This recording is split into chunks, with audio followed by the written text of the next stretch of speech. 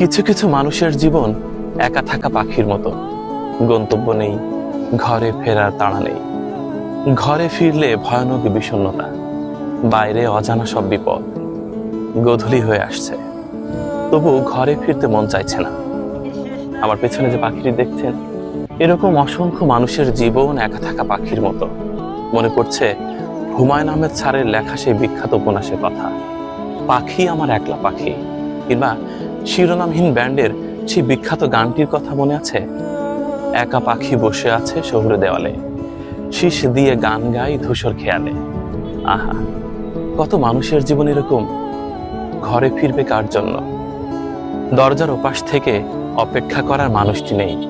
এ কারণেই বিখ্যাত সেই কবিতাও রচিত হয়েছিল। আমি বলছি না ভালোবাসতেই হবে, আমি চাই কেউ একজন আমার জন্য অপেক্ষা করুক, শুধু ভেতর থেকে দরজা খুলে দেবার জন্য। আমাদের সমাজে অনেক মানুষের জীবন একা থাকা পাখির মতো, ভেতর থেকে দরজা খুলে দেবার মতো কেউ নেই।